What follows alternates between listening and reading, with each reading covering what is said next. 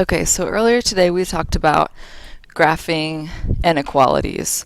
We're going to look at a few different types of examples. Specifically here in example 1, they want you to find the graph of the inequality. So we're doing the reverse. We're given the graph, you need to find the inequality. One thing you need to sort of take note of, and maybe write this in your notes, is this line here is dotted. I know you probably can't see that, but make sure that you know that it is dotted.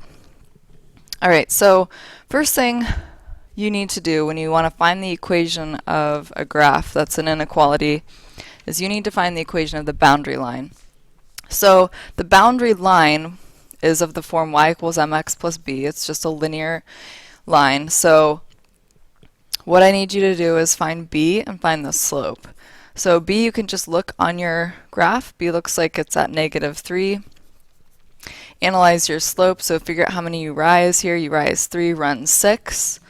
So 3 over 6, which is 1/2.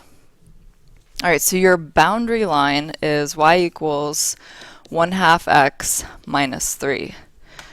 What you need to decide is where your inequality, or what inequality symbol you're going to replace the equal sign with. So you have 4 options. You have a less than, a greater than, a less than or equal to, a greater than or equal to. Now, we talked about this today, that the dotted lines always are referring to either one of these, a less than symbol or a greater than symbol. So right away we can eliminate 2 of our options.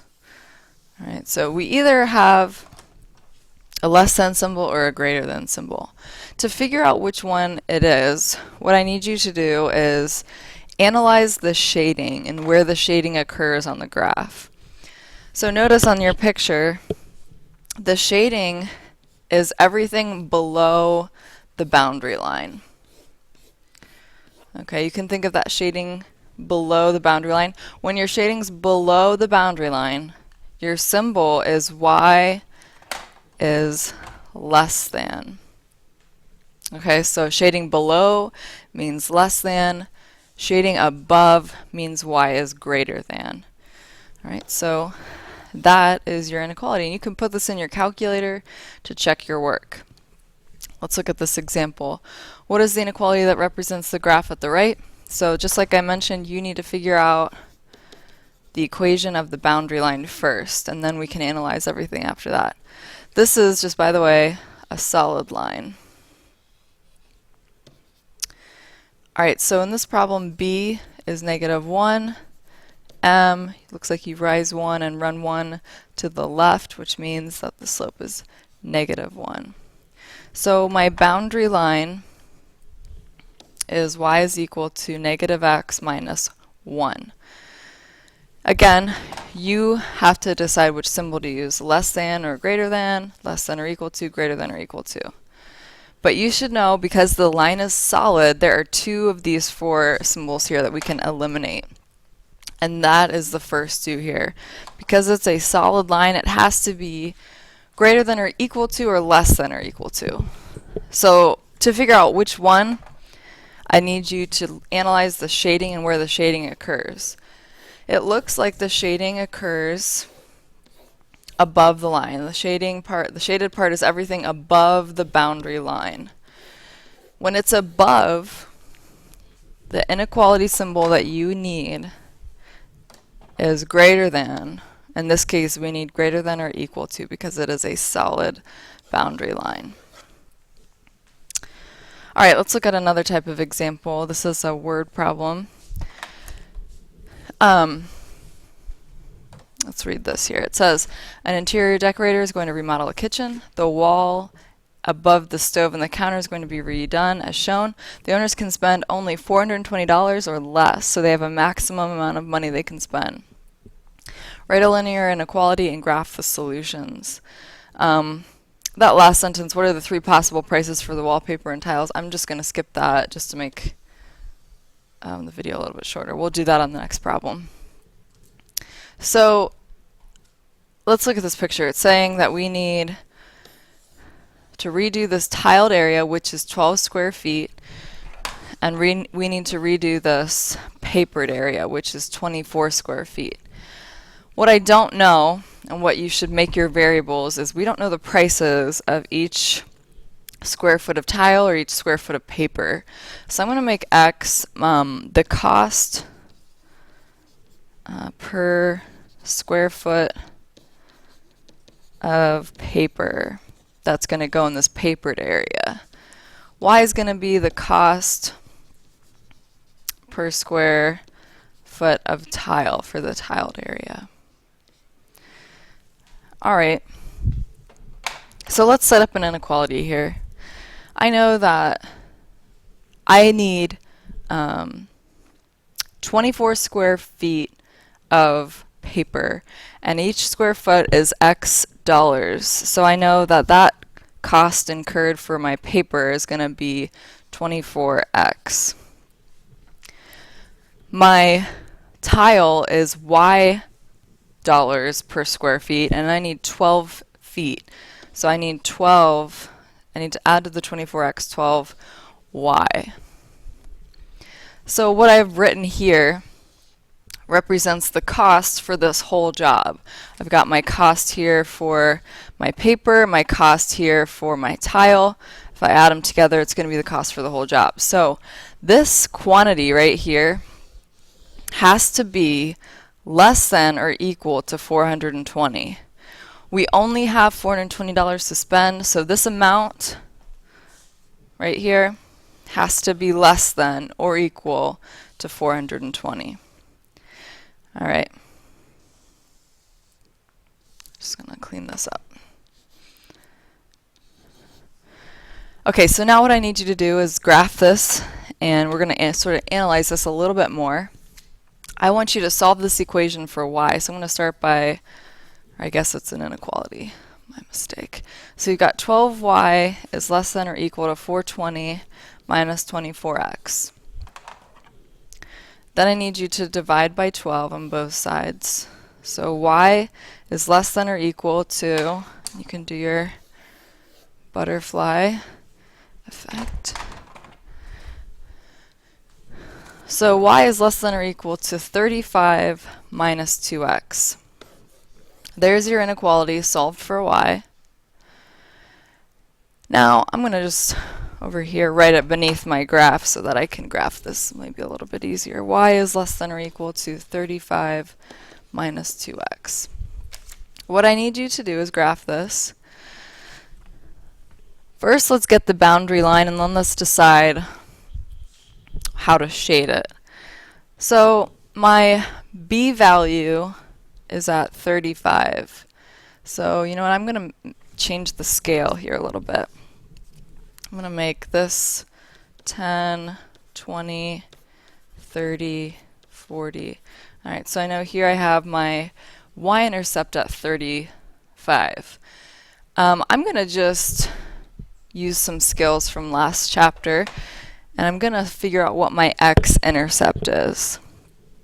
My boundary line, okay, maybe my boundary line is y is equal to 35 minus 2x. If I want to figure out what my x-intercept is, I'm going to set y to 0. So 0 is equal to 35 minus 2x.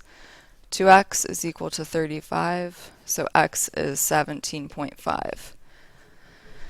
So all I've done is I've just figured out what my x-intercept is so that I can graph this a little bit better. Alright, so if this is 10, 20, 30, my x-intercept is going to be somewhere around there. Okay, so let me connect these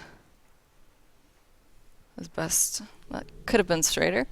Alright, now let me ask you about these variables here. My x-axis represents cost per square foot of paper. My y-axis represents the cost per square foot of tile. Now, does it make sense that either of these variables here could be negative?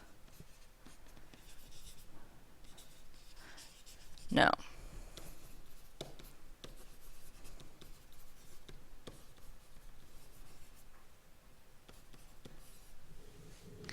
So it doesn't make sense to continue this line past basically the y-axis and the x-axis. Let's talk about the shading. Because my inequality here is less than or equal to, I'm going to shade below the line. And again, I'm not going to shade everything like we normally do, like all of this below the line, because in our word problem, it doesn't make sense to have this inequality representing itself all over the map. It's just in this little part here. Can you have possible options for buying your goods to remodel your kitchen? Okay, we'll work on a few of those tomorrow. I know that may have been a lot and confusing. Let's look at this one. This one's a little bit easier. So for a party, you can spend no more than $12 on nuts. Peanuts cost $2 a pound. Cashews cost $4 a pound. What are 3 possible combinations of peanuts and cashews you can buy? So if X represents the pounds of peanuts you buy, and Y represents the pounds of cashews, you know that the cost for each pound of peanuts is $2, and the cost for each pound of cashews is 4. So you've got 4y. This represents the total cost that you're going to incur when you buy your nuts.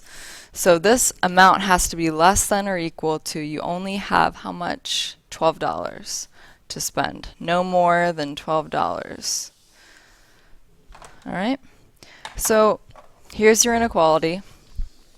You could graph this, you could solve it for y, and you could graph it.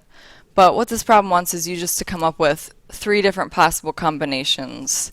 So what you can do is just think of 3 different combinations that are going to work. Let's try 2 pounds of peanuts, 2 pounds of cashews. Let's see if it works. So you've got 2 times 2 plus 4 times 2. Is that less than or equal to 12? It's actually equal to 12, so that works. So let's try another one. Let's try 1 pound of peanuts, 2 pounds of cashews. So you've got 2 times 1 plus 4 times 2. Is that less than or equal to 12? We want to make sure that we're staying less than or equal to 12. So we've got $2 there and $8 there. That's 10, so that is definitely going to work. It's less than 12. And then let's try another one. Let's try 40. So we're going to buy 4 pounds of peanuts and no cashews. So 2 times 4 plus 4 times 0. And that is actually less than or equal to 12. It's only going to cost you $8. So there are 3 possible combinations. And so if you found one that didn't work, you would just try a different one. We will practice these tomorrow.